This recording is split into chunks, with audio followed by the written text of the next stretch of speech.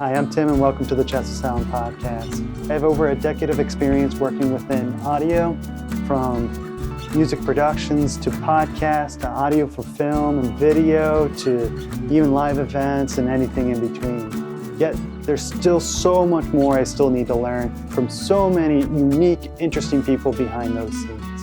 And I would like to share those people and their insights and their stories with you. So come with me and let's take a listen on what they have to say. So you learned all the digital audio tape and the DATs, the CDRs, and you had this whole audio studio. Did you ever take this experience and those knowledge and did you apply it to anything else, or did you kind of just leave it to the studio? Well, a lot of that stuff kind of goes both ways with live sound. Live sound is a little different because you don't have take two. It's a little hard to rewind time itself. Yeah, if I can figure out how to do that, we'll all be millionaires. Oh, I appreciate it in advance. I'd share with you.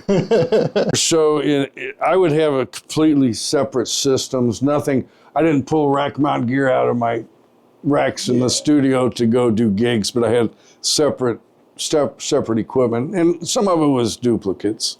Yeah, I mean, for me in this instance, I kind of have a 2-in-1 with this guy.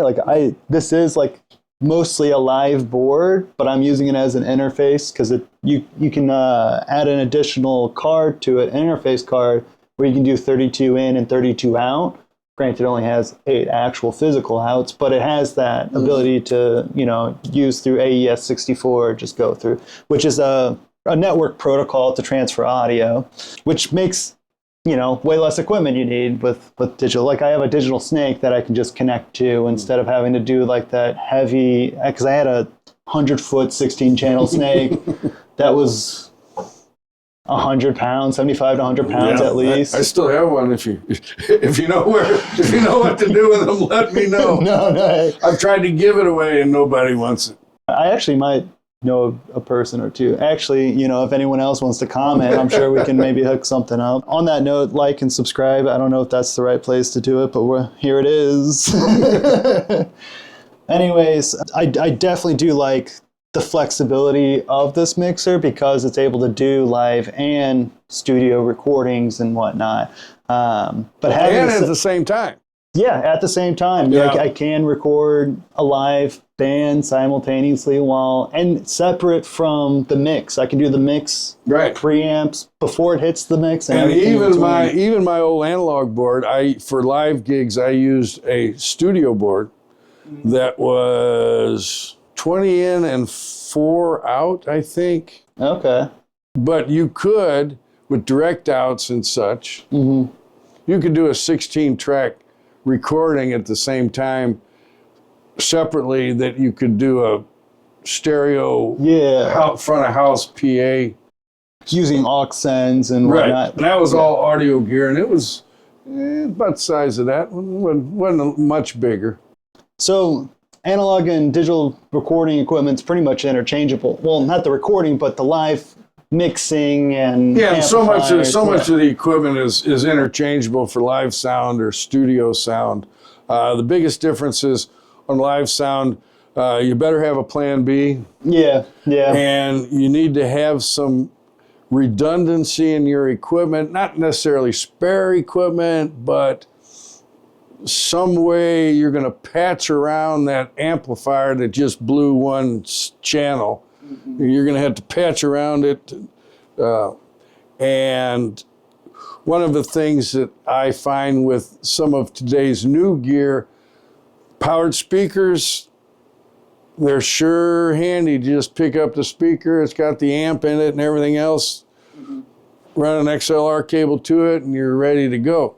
Well, if the amplifier in that speaker blows in the middle of a show, it's down. You have no way to get any power to it, any sound out of that speaker whatsoever. Correct. Some of them you can kind of just pull out the amp with, but that's very rare. Most of them are like ingrained in those. Yeah, but you don't have a spare amp in your case, do you? No. And meanwhile, there's a band playing on stage that's going to town. Same thing with powered mixers for live sound. they sure are convenient, but there again, your amplifiers are in your mixer. No redundancy possible. No redundancy. If something goes out, you're done. But who's also bringing 2 amps to a show? That's heavy. Well, but yeah, I used to drag around 2 Crown DC 300 amps, and if you can look those up. Google Crown DC 300s, and I still have one working. I still have 2 of them. I have one that works. I called somebody about what to do with them because I only had one that works, and he recommended I use them as boat anchors. Good suggestion. I think it's probably the best suggestion. But in their day, that was the state of the art in their day. But you were able to take it to live and whatnot. Were you able to grow it even further through different experiences and opportunities in that realm, or did you kind of just stick with the kind of live gigging? Well, I think all of us that put together a home studio do it for music. And as you get more into it and you get better at it, you start networking around the industry, you find out that there's a whole lot more need for recorded audio than just bands. Yeah. There's all kinds of corporate work out there, promotional tapes, radio spots, books on tape. Audio for video, for film. Audio for video, audio for film. Yeah. So one of the things that I got into was a friend of mine was in the trade show production business. Okay. And I started doing audio, video, live audio video for national trade shows all over the country. And then, like you see down at the convention center, the home show or the car show, and there's exhibitors that'll have a loop audio playing, talking about how great their products are and this and that. Well, somebody's got to make those tape loops. No. There you go. And that's when you came in with the finger, just like, hey, that's yeah, we can do it. And that's also where the 4 people, the 4 people reading the script at one time came in. Oh, yeah, that's true. Yeah. And then also in the corporate sales world, they used to put out these sales motivational tapes, rah-rah tapes. You can sell this product, and this is how you do this. If we just hit our metric, we will get to the thing we.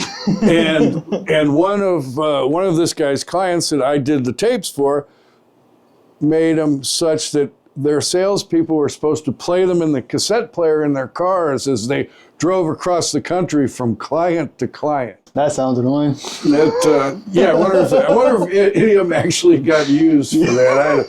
I don't know. Yeah, it sounded like people are watching them in the car.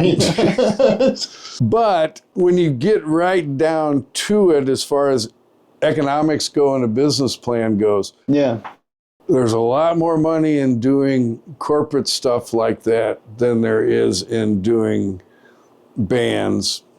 I hate to say it, I hate to admit it, but facts are facts. It's a lot easier to get paid also. Yeah, hot take, corporate gigs are where it's at. So if you can build your home studio or your independent studio into the corporate realm, it goes a long way in your business plan. On that note too, Chesler Sound has multiple services we offer, so feel free to check our website on that one. We do everything from audio for video to sound design, some composition work, and music production. So if you want to be an artist under a label or just get your message out for advertisement, just let us know.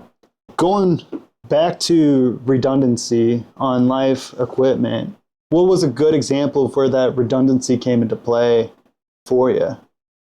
Well, one time, and this was with my own band, because I'd set a little mixer right next to my guitar amp and do the same mix. But So one night we blew our monitor amp. So what I was able to do, and we would run parallel stereo. You're still running the amps as left and right, but you're running the same input into both channels. Gotcha. Yeah. So the one amp blew, so I was able to take the second amp and use one channel as mains and one channel as monitors. Gotcha. Something like that could really save your you-know-what in a pinch. Yeah, especially if like the person that's paying you is actually there at that time. There was actually times when playing live where almost the redundancy didn't help, where the main thing that was being used was just too damn loud, you know? Well, yeah, we've talked about the equipment and things like that, but let's get into the performers here for a minute, and we could go on and on and on about this.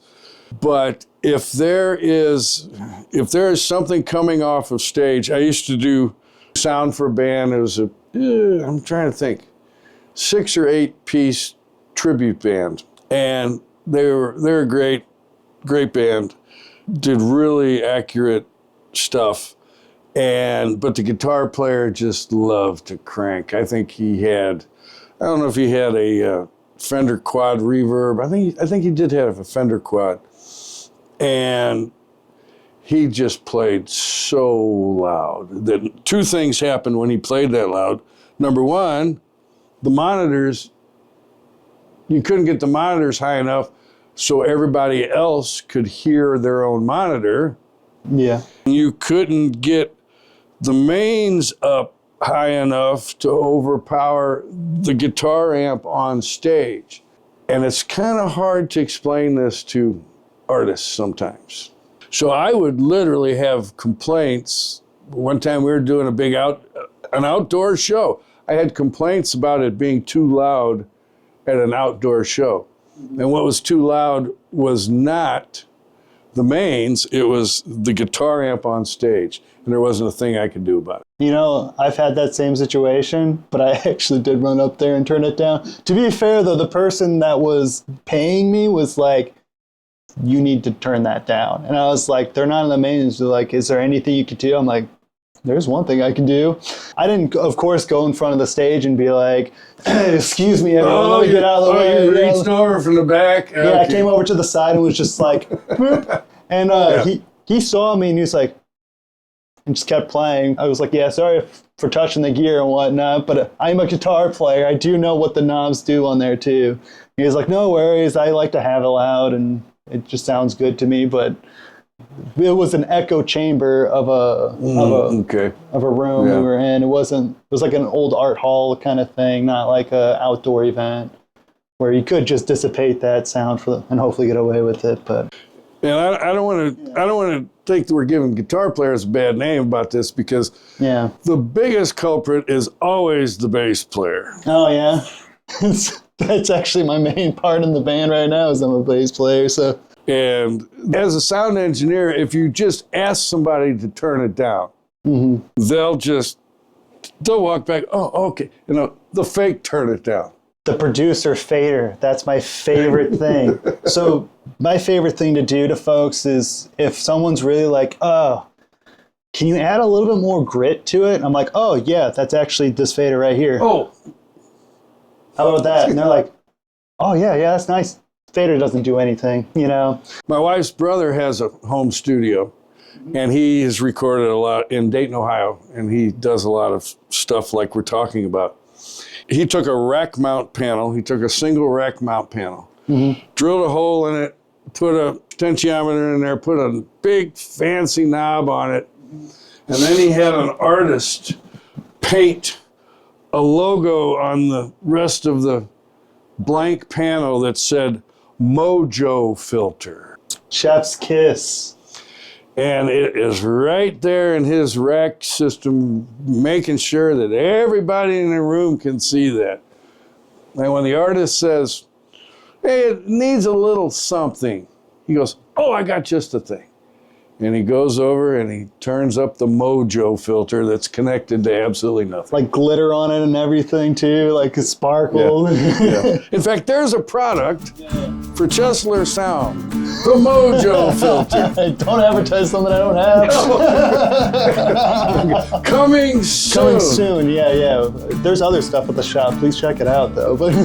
But you run into a lot of that, and you run it even more in the studio.